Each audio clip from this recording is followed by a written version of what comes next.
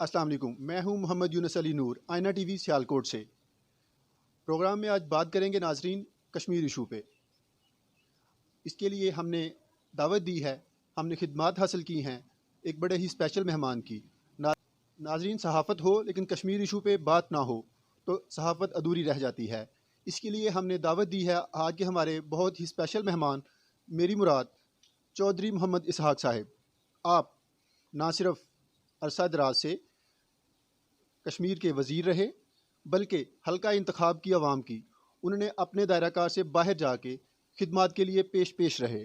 आइए उनसे बात करते हैं और कश्मीर इशू के बारे में उनसे पूछते हैं।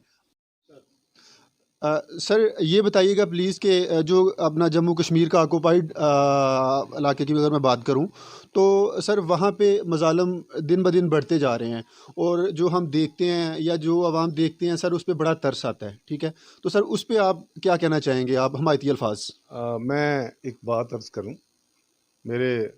हमारे जो एक्स प्राइम मिनिस्टर हैं, अभी अपोजिशन लीडर हैं, राजा फ़ारूक हैदर साहब, वो आज से कोई 10 साल पहले कश्मीर गए थे। तो उन्होंने एक वाक़या सुनाया था कि हम हिंदुस्तान भी घूमे तो दिल्ली श्रीनगर में ख़ातून बार बार मुझसे मिलना चाहती थी, तो मैं सिक्योरिटी वाले मिलने नहीं दे रहे थे। तो मैंने उसको कहा कि सिक्योरिटी वाले को कि यार, इसने माथे पे तिलक लगाया हुआ है, ये हिंदू खातून है, मुझसे को बात करना चाहते हैं, पीछे हटे, मुझे बात करने दें। तो जब मैं वो मेरे करीब आई तो कहने लगी, भाई मैं मुसलमान हूँ, तिलक सिर्फ इसलिए लगाया कि आपसे बात कर सकूँ, और मेरा नाम सकीना है। और जो उसने बात की थी ना, उसने कहा, बहन आप, मैं एक मैसेज देना चाहती हूँ, मेरा ये मैसेज पाकिस्तानियों को देना। तो उसने कहा, जी आप बताएं क्या मैसेज है। तो तब उस खातून ने कहा था कि माशी और सियासी तौर पे मजबूत पाकिस्तान हमारी आज़ादी की गारंटी है। बहुत आला, बहुत आला सर। तो फिर बड़ी सीधी बात है मेरे भाई, अगर समझते हैं कि हम माशी और सियासी तौर पे मजबूत कर सके हैं पाकिस्तान को, तो फिर मैं समझता हूँ उन कश्मीरियों की आज़ादी के लिए पाकिस्तान का माशी और सियासी तौर पे मजबूत होना इंतहाई ज़रूरी है। सर हम तो हमारे जज्बात भी जो है ना मतलब कश्मीर की आवाम के साथ हैं और हमें आप जैसे लीडर के होते हुए ये यकीन भी है कि आप हमारे लिए जो भी कर रहे हैं अच्छा कर रहे हैं। हम दुआगो हैं कि अल्लाह ताला आप लोगों को इस्तकामत दे। सही है सर। इसमें ये बताइएगा कि जो इंटरनेशनल बरादरी है, जो बैन अल-अक़वामी तंजीमें हैं इंसानी हकूक़ की, सर उनका कितना किरदार है सर? उनके उन पे आप कितना सेटिस्फेक्शन का इजहार करते हैं? बड़ी सीधी बात है कि हमें इस बात पे फख्र है कि हम मुसलमान हैं, और यही दीन पूरी दुनिया पे इंशाअल्लाह गलबा हासिल करेगा, ये हमें इस बात पे का यकीन भी है। और लेकिन इसके साथ साथ मैं आपको एक बात अर्ज करता चलूं कि मजबूत होना मुसलमानों का, ओआईसी का मजबूत होना, इस्लामी ममालिक का एक प्लेटफॉर्म पे होना, हमारी बदकिस्मती ये है कि हम आज तक किसी काज के लिए इकट्ठे नहीं हो सके। जहाँ तक यूरोप का तल्लुक है वो आपके सामने है, उनका एक सिस्टम है। हमने, वो क्या कहते हैं, कौवा चला हंस की चाल, अपनी चाल भी भूल गया। हम अपना सिस्टम छोड़ के, जो अल्लाह ने दिया था उसको छोड़ के जब गैरों के सिस्टम के पीछे चलेंगे तो ना वो रहेगा ना ये रहेगा।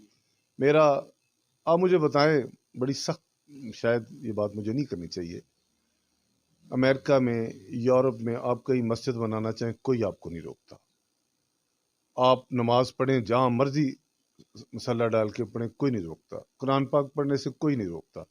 लेकिन जब आप हिजाब की बात करते हैं तो आपके मुंह से आपकी औरतों के मुंह से कपड़ा उतार देते हैं, इसलिए कि वो दीन को पसंद नहीं करते। Very sad, very sad. और हमारी भी सूरत हाल यही है कि यहाँ भी जिस दिन दीन नाफज हो गया और मुसलमानों ने अपने ऊपर अल्लाह के दीन को नाफज कर लिया, फिर ये कश्मीर तो क्या, कोई और भी महकूम नहीं रहेगा इंशाल्लाह। बदकिस्मती ये है कि हमने अपने सिस्टम को, जिसके लिए हमें पाकिस्तान हमने क्यों लिया था? क्या नमाज पढ़ने के लिए हिंदुस्तान में कोई रोकता था? पाकिस्तान इसलिए लिया था कि वहां हमें मजहबी आज़ादी नहीं थी। हम हिजरत करके पाकिस्तान क्यों आए थे? कि हिंदू یہ RSS اس نے وہاں مسلمانوں پہ ظلم ستم کے پہاڑ توڑے ہوئے تھے. ہم اس وجہ سے پاکستان آئے تھے کہ ایک ایسا ملک ہوگا جس میں ہم آزادی سے اپنے مذہب پہ اور اپنے معاملات کو اللہ کے دین کے مطابق ڈال سکیں گے, چلا سکیں گے. میں پوری قوم سے سوال کرتا ہوں کہ کیا ہے ایسی کوئی صورتحال؟ جی ناظرین, چوئی صاحب کے اس سوال کا جواب آپ اپنی قیمتی آراء میں اپنے کامنٹ باکس میں ضرور کیجیے گا.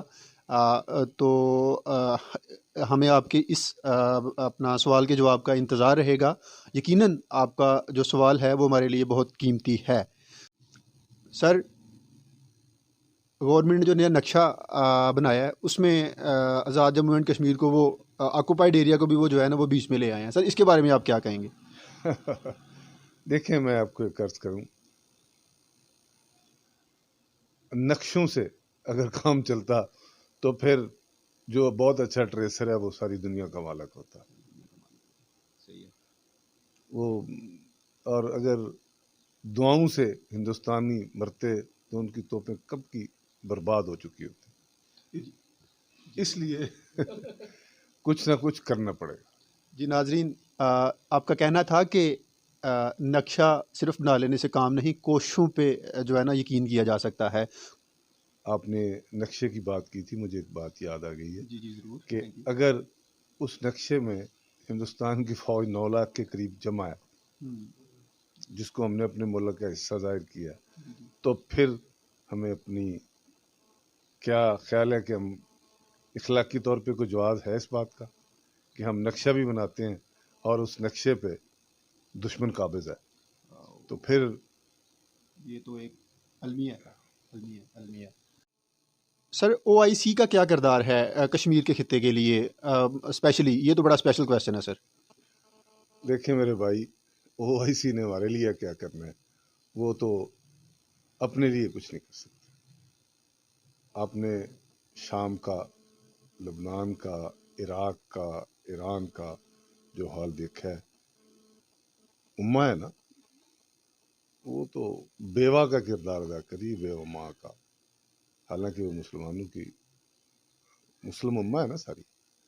تو اس لیے کیا کہیں OIC کے متعلق. بھائی میں آپ کو ایک بات بتاؤں, نقشے بنانے سے, باتیں کرنے سے, میں بھی کروں گا میڈیا کے سامنے بیٹھ کے, جب تک پریکٹیکلی کچھ نہیں کریں.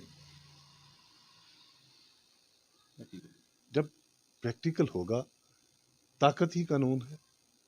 آپ کے سامنے طالبان کے پاس کوئی صرف اور صرف انہوں نے ثابت قدمی سے, اللہ کی مدد سے اپنا کام کیا, تو آج اپنے ملک پہ وہ ملک جو ساری دنیا نے اکٹھا ہو کے چھیننے کی کوشش کی, انہوں نے دنیا کو وہاں سے بھگا کے اور یہ ثابت کیا ہے کہ ہم ایک قوم ہیں, ہمارا کوئی مقصد ہے. اب اپنی اور میری, میں اس میں شامل ہوں, میں تو اس سے باہر نہیں ہوں. ہم اپنی اداؤں پہ غور کریں, پھر اس کے بعد کوئی اگلی بات کریں.